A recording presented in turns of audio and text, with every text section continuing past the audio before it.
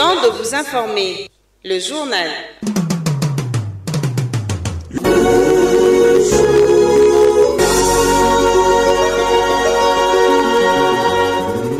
Édition spéciale Indépendance Odon Kapenga. Mesdames et messieurs, bonjour. Il est exactement 6h30 sur notre pendule des références. Dans ces beaux studios de la RTNC, en ces 30 jours, nous célébrons le 65e anniversaire de notre accession à notre indépendance. Bonne fête à tous et à chacun et bienvenue à cette édition du journal dont voici les principales articulations. L'instant est historique pour tout Congolais à l'occasion de la fête de l'indépendance. 30 juin, c'est aujourd'hui que le pays célèbre 65 ans d'accession à la souveraineté nationale. Dans cette édition du 30 juin, nous parlerons des événements ayant enfanté cette date historique que les Congolais immortalisent. Lumumba, Okito, Polo en ont payé le prix et en sont martyrs. Notre conseiller Reine Kabila nous en parlera dans ce journal. En dépit de la fête de l'indépendance, la RDC vit une guerre injuste lui imposée par le Rwanda qui totalise 30 ans jusqu'à ce jour. Des familles ont pleuré, laissant accouler. L'espoir du peuple congolais est tourné désormais vers l'accord de paix du 27 juin signé à Washington aux États-Unis. Estimé Ngoumal va y revenir. L'indépendance sur le plan culturel et musical avec des figures emblématiques comme Grand Calais, Kabasele et le sport avec différentes coupes emportées par la RDC vont assaisonner cette édition spéciale. Une fois de plus, bonjour et bonne fête.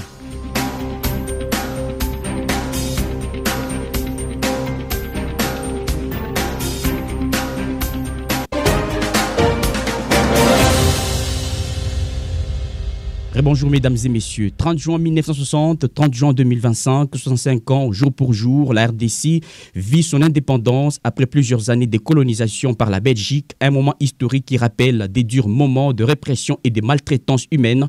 Julien Kassongo nous en parle dans cet éditorial de la rédaction. Il y a 64 ans, la République démocratique du Congo accédait à son indépendance. Colonie belge depuis 75 ans, le Congo signait l'acte de sa souveraineté le 30 juin 1960 au Palais de la Nation à Léopoldville, aujourd'hui Kinshasa. À la fin de la Seconde Guerre mondiale, émerge la classe des évolués des Congolais. Publication des manifestes sur la prise de conscience politique des Congolais, conscience africaine, déclaration de l'épiscopat du Congo belge, contre-manifeste de l'Abakou. La Belgique organise des élections locales. Les Congolais votent pour la première fois. Patrice Emery Lumumba tient le 28 décembre le premier meeting politique du Congo en présence de 8 000 à 10 000 Congolais. Après la conférence panafricaine d'Accra au Ghana, Lumumba déclare que l'indépendance du Congo n'est pas un cadeau, mais un droit. L'annulation du meeting de l'Abakou provoque des troubles à Léopoldville. Des militants mécontents auxquels se mêlent des amateurs de football déçus de l'échec de leur équipe aux sorties du stade se révolte. La réponse du pouvoir colonial est brutale, des dizaines de morts. L'indépendance de la République démocratique du Congo, un sens d'effort conjugué par les pères de cette indépendance. Aujourd'hui, la République démocratique du Congo, pays libre et indépendant, confronté à la convoitise extérieure à cause de ses richesses, la République démocratique du Congo fait face à la guerre d'agression à l'Est depuis maintenant 30 ans. Conséquence de sa position jugée des scandales géologiques et minéraux. Malgré cela, les efforts sont en train d'être consentis pour retrouver la paix dans la partie est de la République démocratique du Congo, surtout avec la signature de l'accord de la paix entre Kinshasa, Kigali et Washington. La RDC, c'est grand parmi les pays francophones et aujourd'hui le symbole de l'unité et de la démocratie en Afrique. L'heure est à l'autopsie entre tous les fils et filles de la RDC qui doivent désormais converger ensemble vers le développement de la mère patrie. Aujourd'hui, à son 4e cycle électoral, la République démocratique du Congo est le modèle de démocratie en Afrique centrale. Vive l'indépendance économique et politique. Vive la République démocratique du Congo. De la colère politique et populaire du 4 janvier 1959 à Léopoldville jusqu'à la proclamation historique de l'indépendance le 30 juin, le Congo a vécu 18 mois de bouleversements, répression coloniale, montée du nationalisme, lutte politique, négociations tendues, un enchaînement d'événements décisifs qui a mené à la fin du régime belge et à la naissance d'un nouvel élan africain. Retour sur les moments forts qui ont marqué le chemin vers la liberté du peuple congolais par Biti Kibasi Ailika dans ses détails. Kongo nde mboka ngo mokengeli. Alors que le soleil se levait sur Léopoldville, aujourd'hui appelé Kinshasa, une date historique s'inscrivait discrètement dans les archives du destin congolais. 24 janvier 1960, à des milliers de kilomètres de là à Bruxelles en Belgique, les travaux de la table ronde viennent de débuter depuis quelques jours. Cette réunion décisive marque un tournant irréversible dans l'histoire coloniale du Congo. Depuis le 20 janvier, le leader congolais, représentant de différents partis politiques nouvellement créés, ont convergé vers Bruxelles pour discuter de l'avenir de leur pays. Le 24 janvier, un moment clé survient. Les délégations congolaises, malgré leurs divergences idéologiques, s'unissent autour d'une revendication commune, l'indépendance immédiate.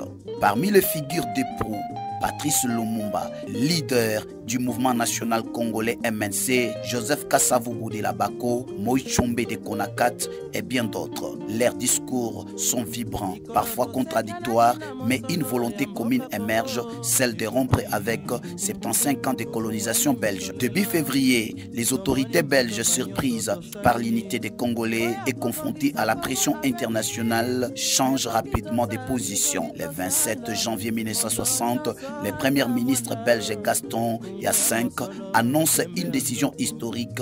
Le gouvernement belge s'engage à conduire les Congo vers l'indépendance et cédant le plus bref délai. L'annonce fait l'effet d'une bombe. L'indépendance est désormais une réalité politique, non plus un rêve lointain. Une date est fixée, le 30 juin 1960. Après cela, les Congo s'engagent alors dans une transition accélérée. Mais tout est à construire. Une constitution, un gouvernement, une administration, une armée. Le pays n'a presque aucun cadre formé et les tensions entre partis politiques s'exacerbent. Dans le riz de Léopoldville, d'Elisabethville et de Stanleyville, l'euphorie gagne le peuple. Des meetings s'organisent, des chants résonnent, indépendance Nabisso. Mais derrière cette ferveur politique, les clivages ethniques et régionaux réapparaissent. Les spectres de l'instabilité planent. Le 23 juin, les élections générales désignent Joseph Kasavubu comme président de la République et Patrice Lumumba comme premier ministre. Les duos symbolisent l'équilibre précaire entre les différentes forces du pays. Enfin, le 30 juin 1960, devant les rois Baudouin et une foule euphorique, le Congo devient indépendant. Ces parcours, depuis le 4 janvier 1959, date où s'organisait la manifestation par l'Alliance des Bas-Congo à Bako, dirigée par Joseph Kasavubu, qui a dégénéré à une émeute sanglante jusqu'au 30 juin 1960, n'est pas qu'un enchaînement diplomatique. C'est une conquête populaire et politique menée tambour battant par des hommes déterminés. Si l'indépendance est officiellement proclamée le 30 juin, elle est née dans la résistance, les réunions houleuses, les marches des rires et les débats enflammés. Mais derrière l'euphorie de ces jours-là, le pays entre dans une nouvelle ère pleine d'espoir et de périls.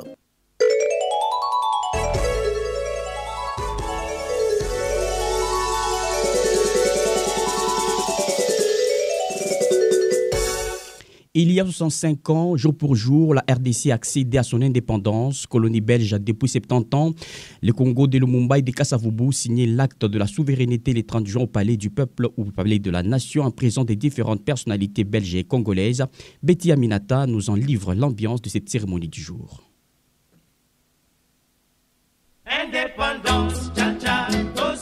Jeudi 30 juin 1960, la cérémonie officielle de la proclamation de l'indépendance débute à 11h au Palais de la Nation. Elle fut précédée par les Tédem à la cathédrale Notre-Dame du Congo, l'office religieux présidé par Monseigneur Pietro, délégué du pape 23. Après ces cantiques de gloire, toutes les délégations furent conviées au Palais de la Nation pour les cérémonies proprement dites. Cérémonie présidée par Joseph Kassongo, président du Parlement congolais.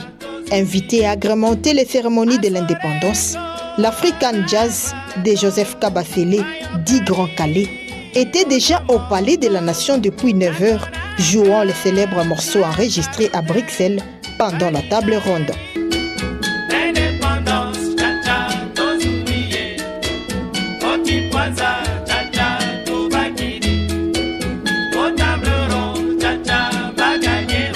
Par ordre protocolaire, le chambre, les invités, puis le Premier ministre, le chef de l'État et le roi Baudouin firent leur entrée au palais de la Nation. Des discours furent programmés pour l'occasion, celui du roi Baudouin et celui du président Kasavubu. Le roi Baudouin prononça son discours qui fut l'éloge de la colonisation, initié par ses aïeux, notamment Léopold II, et parachevé par ses concitoyens. Mais je n'hésite pas à l'affirmer, l'indépendance du Congo constitue l'aboutissement de l'œuvre conçue par le génie du roi Léopold II. Puis vint celui de Kasavubu, qui ne s'écarta pas de celui du roi Baudouin, au lieu de célébrer l'émancipation de son peuple. Allocution ressentie comme une offense par les nationalistes congolais. Excellence, dans une attitude de profonde humilité, de demander à Dieu qu'il protège notre peuple et qu'il éclaire tous ses dirigeants. Mais à la fin du discours du président Joseph Kasavubu, à la surprise générale du protocole et des invités, le président des cérémonies Joseph Kasongo invita ensuite le Premier ministre Patrice Emery Lumumba à prononcer son discours de circonstance. Lorsque Lumumba s'éleva, froideur et torpeur s'emparèrent de la salle, surtout que ces premiers mots donnaient déjà le ton de son allocution. Il la commença par s'adresser non pas au roi Baudouin ou aux différents invités présents, mais plutôt aux combattants de la liberté. Congolais et Congolaises, combattants de l'indépendance, aujourd'hui victorieux.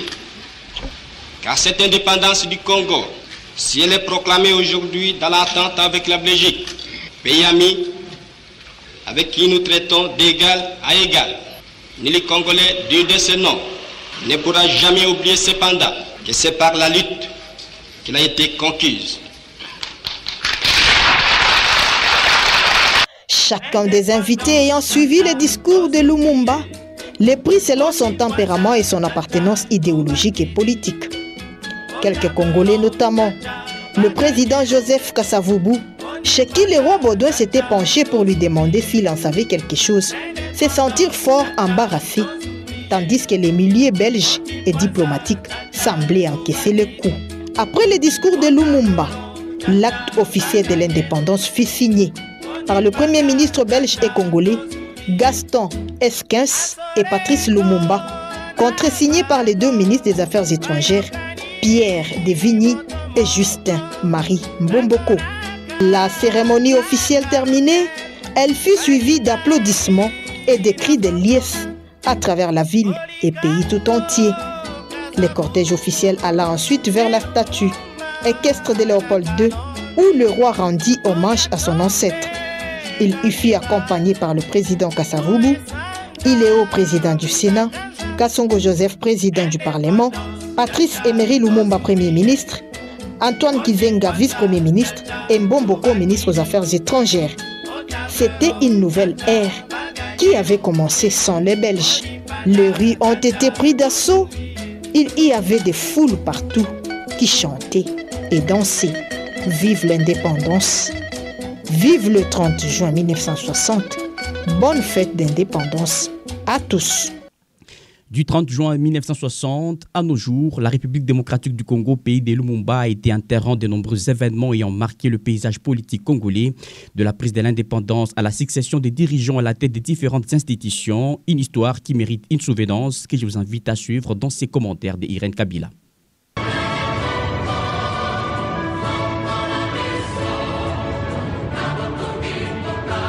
Quelques faits saillants ont marqué la succession des différents présidents de la République démocratique du Congo de 1960 à nos jours. Joseph Kasavubu a été président de la République démocratique du Congo de 1960 en 1965. Son règne a été marqué par des événements tumultueux et des défis politiques majeurs, ainsi caractérisé par l'indépendance le 30 juin 1960.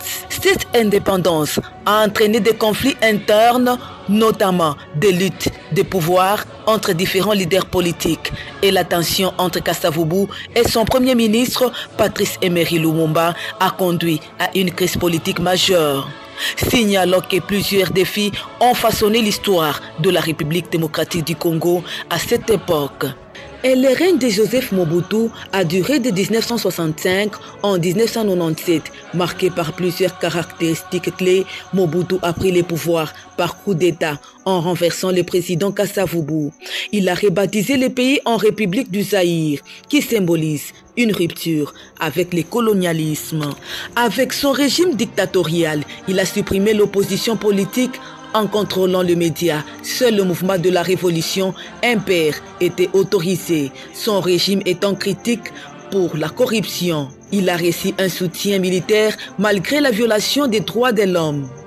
Joseph Mobutu a laissé un héritage complexe avec les conséquences durables sur la politique et l'économie de la République. Le président Mobutu, c'est l'un des meilleurs présidents que l'Afrique a connu. D'abord, il prend le pouvoir par un coup d'État le 24 novembre 1965. 2 ans plus tard, il va mettre sur pied une constitution dite révolutionnaire du 24 juin 1967.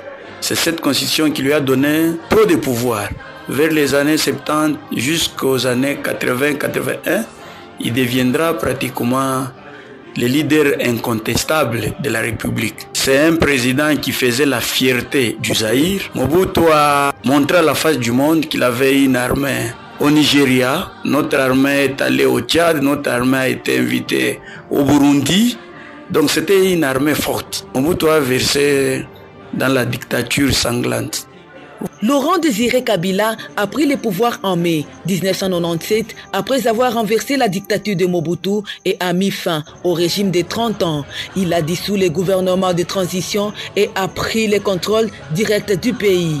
Désiré Kabila a été assassiné en janvier 2001, ce qui a ouvert la voie à la présidence de son fils Joseph Kabila. Son assassinat a été le résultat des tensions internes et des conspirations politiques. Mouzé a été un des meilleurs leaders africains, d'abord par et à travers son idéologie. Mouzé est venu pratiquement innover. Vous voyez, quelques temps après, il va donner une ligne de conduite qui était basée sur l'autoprise en charge. Joseph Kabila Kabange a été président de 2001 en 2019. Son arrivée au pouvoir a coïncidé avec une période de transition politique. Son gouvernement a tenté de relancer l'économie, mais a été confronté à des défis, notamment la corruption et la mauvaise gestion des ressources. Son règne a été critiqué pour des violations des droits de l'homme, y compris des répressions contre l'opposition politique et des manifestations.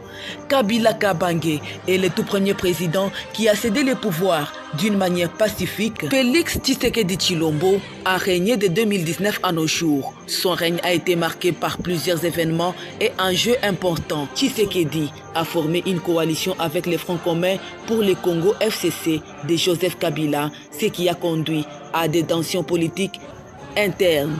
Son gouvernement a mis en avant des initiatives pour lutter contre la corruption et a amélioré la transparence dans la gestion des ressources naturelles.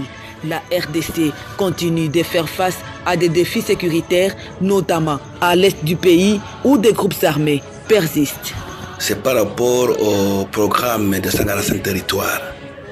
C'est un programme vraiment qui a montré à suffisance les soucis du chef de l'État de pouvoir au moins relever le niveau des pauvres paysans qui ont croupi pendant des années dans la misère. Avec ce projet, il y a eu la construction des centres de santé et d'autre part, il y a eu des écoles, tout ça dans des conditions adaptées aux conditions de la ville. Nous pensons que c'était un souci de maintenir cette population dans leur milieu d'origine. «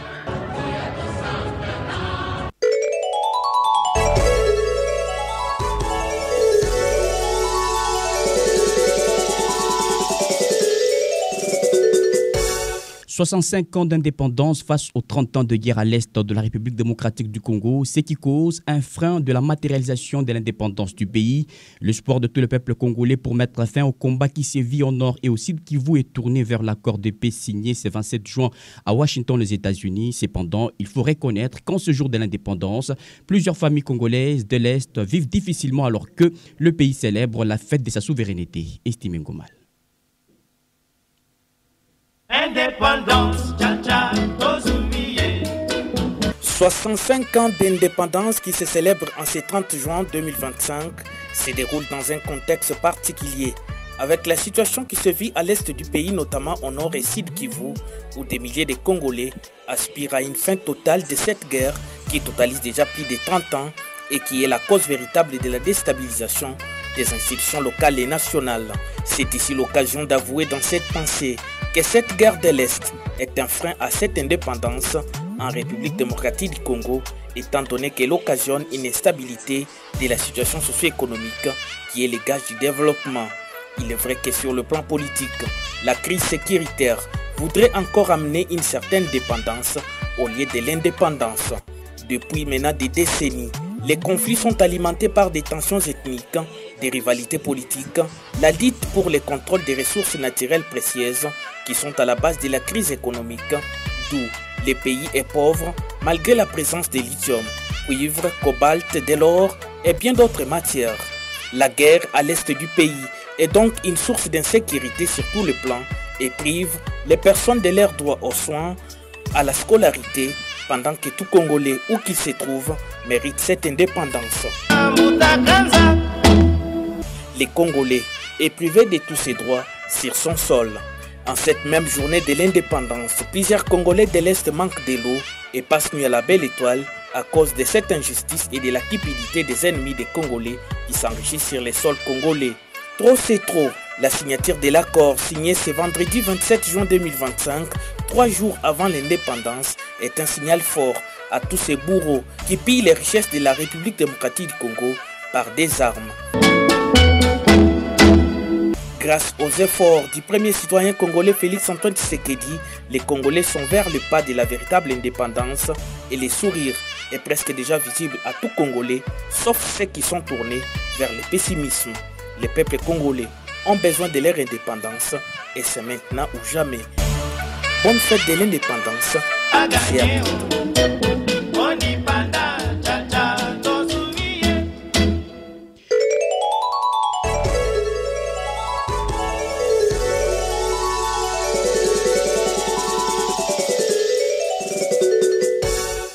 Depuis l'accession de la République démocratique du Congo à l'indépendance, l'économie congolaise a connu des temps forts et temps faibles avec la stabilité et l'instabilité de la monnaie locale.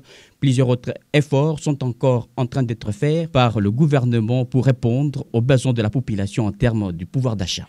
Avant l'indépendance, l'économie de la République démocratique du Congo était fortement contrôlée par la Belgique. Les entreprises belges dominaient les secteurs miniers, agricoles et commerciaux. Les décisions économiques étaient prises à Bruxelles, ce qui limitait le développement économique des populations locales et favorisait l'exploitation de ressources du pays au profit de la métropole. L'une des raisons légitimes qui a poussé le père de l'indépendance à exiger la liberté du pays en 1960. Élite Musinge, chef de travaux enseignant à l'université de Kamina, faculté de l'économie, retrace ici la situation économique de la RDC après le 30 juin 1960. Il est donné à constater que avant l'indépendance, la RDC, donc à l'époque coloniale, avait déjà atteint un certain niveau de développement. Et il était possible à l'époque de relier toute la République par route, par voie fluviale et aussi par rail et dans les airs aussi. En dehors de ça, lorsqu'on regarde notre niveau d'exportation était quand même assez élevé à l'époque, comparativement aux besoins de l'époque. Donc notre balance de paiement était quand même s'est présentée de manière satisfaisante. Nous étions 2 fois excédentaires en termes de balance de paiement. Quand je parle de balance de paiement, je vois le rapport entre la colonie à l'époque et le reste du monde. De 1965 à 1997, le président Mobutu, alors président du Zaïre, lance une réforme politique de nationalisation des entreprises et des arianisations, les remplacements des étrangers par les Zaïrois, ce qui a conduit à une inefficacité et à une corruption accrue. Plusieurs tentatives de réformes économiques ont été mises en place, mais les résultats ont été mitigés, nous dit Élite Musinge. Parce qu'à l'époque, on avait compris que sur le plan politique, que pour avoir la vraie maîtrise de notre pays, il faudra déposséder à tous ceux qui disposaient des unités de production en RDC en vue de les confier aux nationaux, qui malheureusement n'ont pas été préparés, ça il faut le souligner, à prendre en charge la gestion de ces unités de production. On a parlé, bref, de la zaïrianisation. C'était une grande réforme, malheureusement, qui s'est transformée en un autre rendez-vous manqué. La période post-Mobutu, de 1997 jusqu'à l'alternance pacifique du pouvoir, la guerre de libération, l'émission du Front congolais en lien et place du nouveau Zaïre, les guerres, les conflits armés, la corruption, l'instabilité politique, les élections contestées restent un problème majeur entravant le développement économique du pays. 65 ans après, ce lundi 30 juin 2025, la RDC commémore son accession à sa souveraineté nationale. La croissance économique récente, constatée notamment grâce à l'exploitation minière, est-il possible aujourd'hui de changer les choses? La Constitution, bien qu'elle a aussi des faiblesses, la Constitution de 2006 a presque balisé le chemin de développement, a presque mis le lit du développement. C'est question, parce que nous avons toutes les institutions qui sont en place, c'est question qu'on travaille sérieusement sur la justice, parce que il y a des gens qui vous détournent et ça ne pose même pas de soucis. Si, par exemple, on arrivait à mettre en place des mécanismes qui favorisent la bonne gouvernance, qui punissent quiconque s'amuse avec le denier public. Si nous savons que dès que j'ai fait tel acte et qu'on m'appréhende, je cours la prison, je crois que beaucoup de choses vont changer. Tout ça, ça dépend de la volonté. Il faut un peu de la volonté politique. Le pays n'a pas encore réussi à établir une économie durable et inclusive. L'instabilité politique, la corruption, les détournements, la mauvaise gestion, les conflits armés, la guerre à l'Est, le reste de défis majeurs pour le développement économique de la RDC.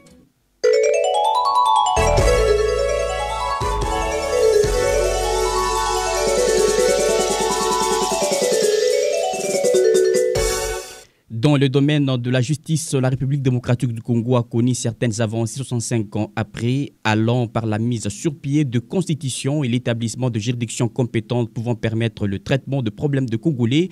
La justice congolaise éprouve encore nombreux soucis, justifiant cette parole du président de la 5e République en RDC, son Excellence Félix Antoine Tshisekedi Tshilombo. La justice est malade. Notre confrère Babel Soumaïli nous en parle. En République démocratique du Congo, l'évolution juridique depuis l'indépendance en 1960 a été marquée par plusieurs constitutions et changements institutionnels. La loi fondamentale de 1960, une constitution provisoire, a été suivie par la constitution de Luluabourg de 1964, puis celle de 1967 instaurée sous Mobutu qui a marqué une période de régime autoritaire. La Constitution de 2006, issue d'un processus de transition démocratique, a établi une nouvelle république, un nouveau cadre juridique avec une décentralisation accrue. De 1960 à nos jours, 1960, indépendance et proclamation de la République du Congo. Loi fondamentale, texte provisoire octroyé par la Belgique instaurant un système fédéral et un exécutif bicéphale. 1964, constitution de Luluabourg avec Kasavubu. Objectif tenter de stabiliser le pays après la crise, mais le contexte reste instable. 1967, constitution de la Deuxième République avec Mobutu. Régime autoritaire. Renforcement du pouvoir présidentiel et unification du pays sous le régime du mouvement populaire de la Révolution impaire. 1990, transition démocratique et dialogue intercongolais. Changement constitutionnel, tentative de retour à la démocratie, mais instabilité politique persistante. 2006, constitution de la Troisième République, démocratisation et décentralisation. Nouvel ordre institutionnel, mise en place des institutions prévues par la Constitution comme l'Assemblée provinciale et le gouvernement provincial. Point clé de l'évolution juridique. Passage du fédéralisme au centralisme, puis retour à une forme de fédéralisme. Droits et libertés. Les constitutions ont progressivement intégré des dispositions relatives aux droits fondamentaux, même si leur application a souvent été limitée par les contextes politiques. Justice et état du droit.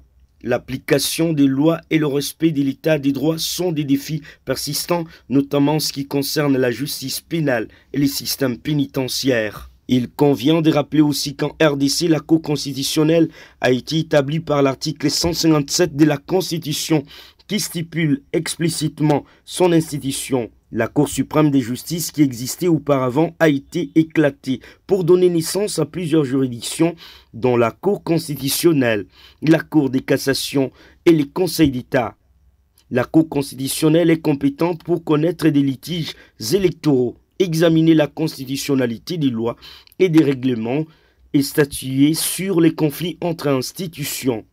Elle joue un rôle crucial dans le maintien de l'état du droit et la protection de la Constitution. Concernant les failles en République démocratique du Congo, mesdames et messieurs, problèmes structurels, manque d'indépendance, insuffisance des ressources, corruption, faiblesse des institutions, difficulté d'accès à la justice, pauvreté et ignorance, lenteur de la justice, infrastructures inadéquates, impunité, justice privée, mécontentement social. Après passation des pouvoirs de manière pacifique et civilisée entre le président entrant Félix Tshisekedi et le sortant Joseph Kabila, Constant Mutamba s'est engagé en justice à mener des réformes, je cite, promouvoir le climat des affaires en travaillant sur la sécurité juridique et judiciaire pour redonner confiance aux Congolais, opérateurs économiques et aux étrangers qui choisissent la RDC. La création du sceau de l'État, la suppression des formules F92, l'instauration du système de permis d'exercice des cultes, le désengorgement des prisons, pour ne citer que celle-là. Donc, depuis 1960 à nos jours, beaucoup de défis sont à relever au niveau de la justice de la République démocratique du Congo.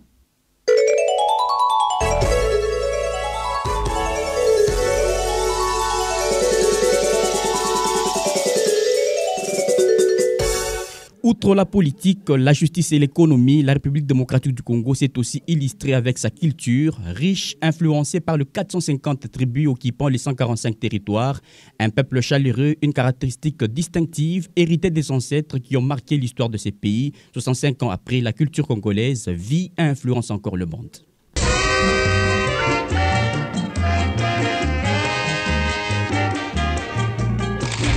De 1885 à 1960, 75 ans de colonisation et de domination belge. La colonisation a laissé une empreinte profonde sur la société congolaise. Elle a boursé les repères culturels, a introduit une nouvelle région et marginalisé certaines traditions, mais aussi a contribué paradoxalement à l'éveil d'une fierté identitaire et à la naissance d'une culture et d'une conscience congolaise. La marche vers l'indépendance de 1960 a été précédée d'un éveil culturel où les artistes, les intellectuels et les penseurs ont préparé le terrain à redonner une voix, une dignité et une image propre à l'identité congolaise. L'indépendance politique a été donc précédée et accompagnée par une véritable renaissance culturelle. La montée des mouvements intellectuels et artistiques est l'un des événements où les jeunes Congolais formés dans les écoles missionnaires commencèrent à s'exprimer à travers la littérature, la poésie, le théâtre et la musique. Des grands noms ont fait de la culture congolaise une véritable existence, des noms comme Antoine Roger Bolamba, poète et écrivain du recueil, et Sanzo, Chant pour mon pays. Un recueil écrit 4 ans avant l'indépendance de la République démocratique congolaise. Et Paul Lomami Tshibamba, qui à son tour écrivit Ngando en 1948. Lui qui reste toujours le père de la littérature congolaise moderne, de la langue française. Il a marqué l'histoire littéraire du Congo belge par des œuvres qui dénonce la colonisation et explore l'identité africaine. La rumba congolaise nécessite de redorer l'image culturelle de ces beaux pays. Des cabarets, les groupes musicaux de la rumba congolaise qui devinrent de puissants canaux d'expression de l'âme populaire. Des groupes comme TP OK Jazz de Franco Luambo, African Jazz de Joseph Kabasele commencèrent à exprimer une fierté identitaire en chantant dans les langues congolaises et en abordant des thèmes sociaux et politiques.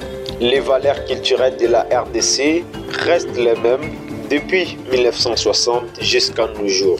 Le respect des aînés, des coutumes, des traditions et des religieux. Le respect des aînés est une valeur très ancrée dans la culture congolaise. La diversité culturelle constitue l'une des grandes richesses de la RDC.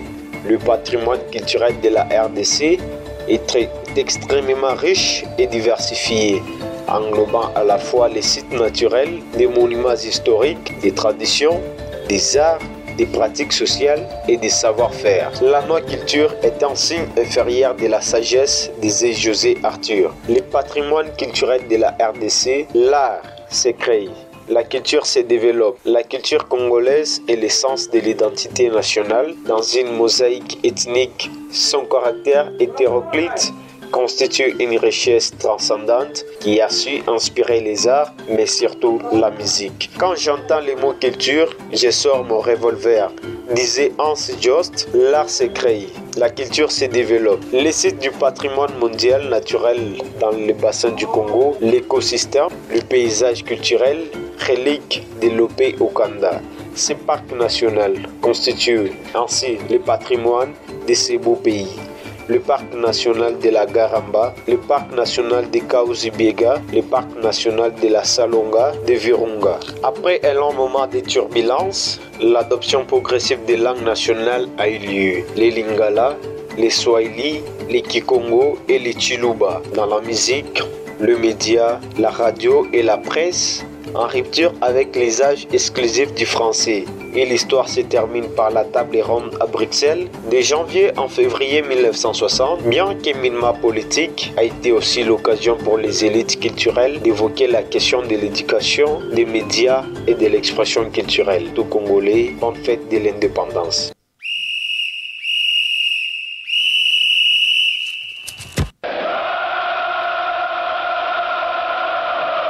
Les sports sur la radio-télévision nationale congolaise.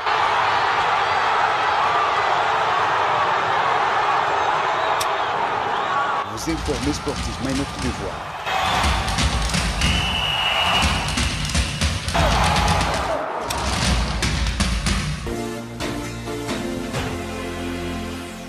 Durant plusieurs décennies, les couleurs du drapeau congolais ont visité différentes compétitions sportives mondiales et continentales. Ces majestueux pays au cœur de l'Afrique a remporté coupe et médailles, selon qu'il s'agit du football, basket et d'autres disciplines au nom des léopards. Les équipes en province ont aussi donné sourire aux Congolais pendant les 65 ans après l'indépendance. Roger Kaboulou nous fait vivre la scène. Le 30 juin 1960, la République démocratique du Congo accède à l'indépendance. Très vite, le football devient plus qu'un simple sport. Il est un facteur d'unité nationale, un espace d'expression populaire et un outil diplomatique. Sous le régime de Mobutu Sese Seko, les ballons ronds est élevé au rang d'affaires d'État. Les années 1960 et 1970 marquent l'âge d'or du football congolais. Les pays alors appelés Zaïre s'imposent sur la scène africaine. Les années de gloire, les Zaïre sur les toits de l'Afrique. En 1968, les Léopards remportent leur première Coupe d'Afrique des Nations CAN en Éthiopie sous la houlette de l'entraîneur yougoslave Vidinic. Cette victoire unit un peuple et relève des talents comme Pierre Kalala Mukendi. En 1974, il réédite l'exploit en gagnant la CAN en Égypte. Mais surtout, la même année, les Zaïre deviennent le premier pays d'Afrique subsaharienne à participer à la Coupe du Monde de la FIFA en Allemagne de l'Ouest. Même si l'expérience tourne au cauchemar, 3 défaites dont un 9-0 contre la Yougoslavie, elle marque l'histoire du football africain. Les années 1980 et 1990 voit le football congolais sombrer dans les désordres à l'image d'un pays frappé par la crise économique, les guerres et l'instabilité politique. Les infrastructures se détériorent, la corruption mine les institutions sportives et les talents fuient à l'étranger. Les clubs historiques comme les tout-puissants Mazembe ou l'AS Vita Club peinent à rivaliser sur la scène continentale. Cependant, quelques sursauts d'orgueil subsistent, notamment une demi-finale des CAN atteinte en 1998 en Burkina Faso. À partir des années 2000, une nouvelle génération de joueurs issus de la diaspora comme Chabani Nonda, Trésor Loaloa ou Youssouf Moulumbu et quelques joueurs locaux tels que Trésor Mputu-Mabi redonnent espoir au public. Les pays redevenus République démocratique du Congo commencent à retrouver une place sur la scène africaine. Le tout-puissant Mazembe renaît de ses cendres et devient un géant du football africain. 5 fois vainqueur de la Ligue des champions de la CAF, il atteint même la finale de la Coupe du monde des clubs FIFA en 2010, une première pour un club africain. Sur le plan national, la RDC réalise des campagnes solides en Coupe d'Afrique, atteignant la 3e place en 2015. Aujourd'hui, entre 2020 et 2025, la RDC entre espoir et instabilité.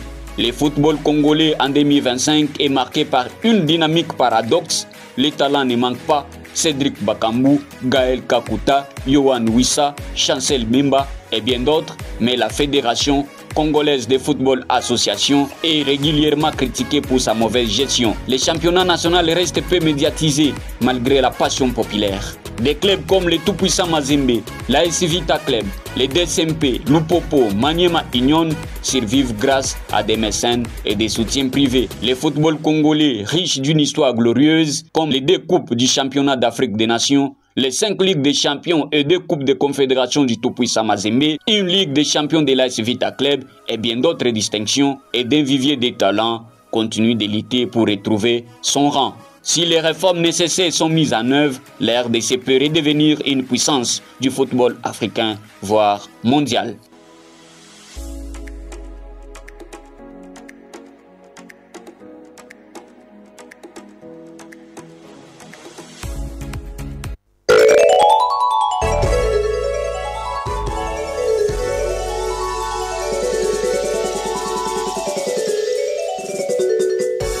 La célébration de 65 ans d'indépendance est aussi la célébration de la contribution de la musique congolaise dans la lutte pour la liberté, chantée par des artistes de premières heures comme Kabasele et tant d'autres. Cette musique, au rythme de la bonne guitare, a contribué pleinement à l'éveil patriotique, à l'imposition de la souveraineté congolaise. Patrick Moji Kamoupeto nous en fait vivre le scène.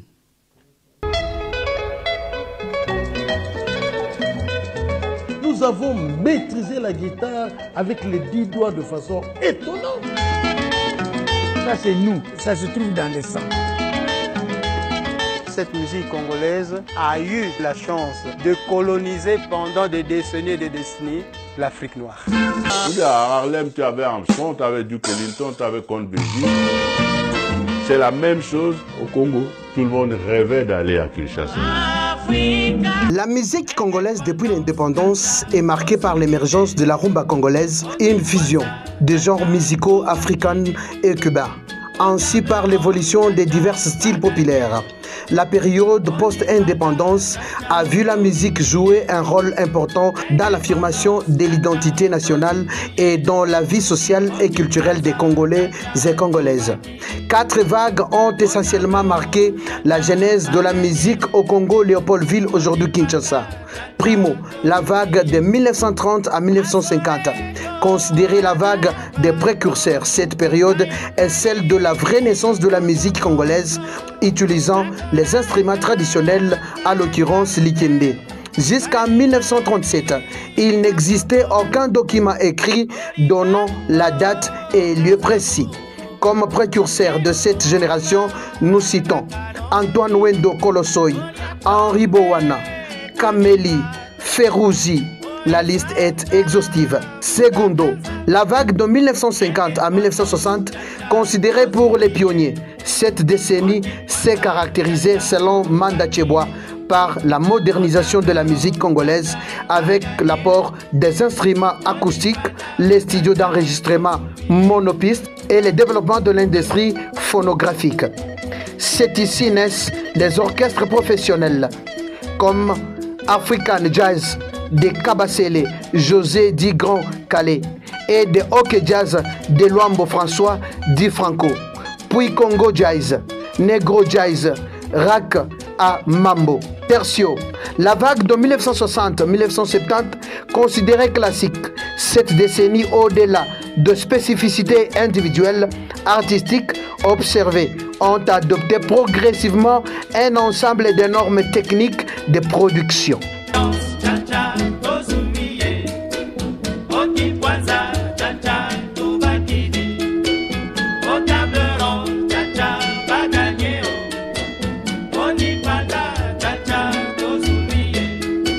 Indépendance Tcha-Tcha, l'ère de la décolonisation, déjà un phénomène musical au Congo et en Afrique. la rumba congolaise en 1960 devient un symbole de la décolonisation. Le 30 juin 1960, l'indépendance du Congo belge est déclarée. Il deviendra le Zaïre. Au moment de la déclaration de l'indépendance au Congo belge, à Bruxelles, alors que les négociations se tiennent, Joseph Kabasele du Grand Calais compose avec son groupe African Jazz un morceau qui devient un véritable hymne de l'émancipation. Indépendance Tcha-Tcha. Les paroles en lingala de cette ère de rumba congolaise résonnaient au Congo et dans toute l'Afrique.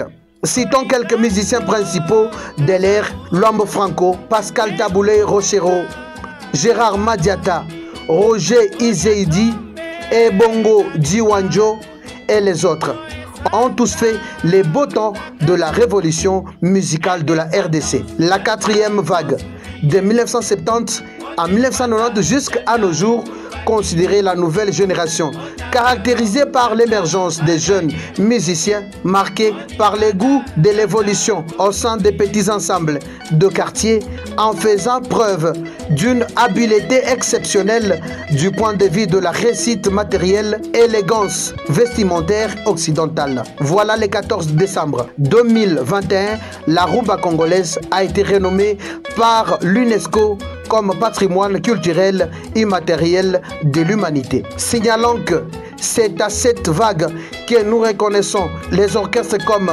Zaiko Langalanga, Quartier Latin, Empire Bakuba, Yoka Lokole, Viva la Musica, Langa Langa Star, Choc Star, Anti-Choc, Victoria Ellison, enfin Génération Wenge Musica, Lokwa Kanza. Voilà les 4 vagues musicales qui ont constitué la genèse de la rumba congolaise, aujourd'hui une musique internationale avec Fally Ipupa, Ferregola, Kalonji Bill Clinton et tant d'autres.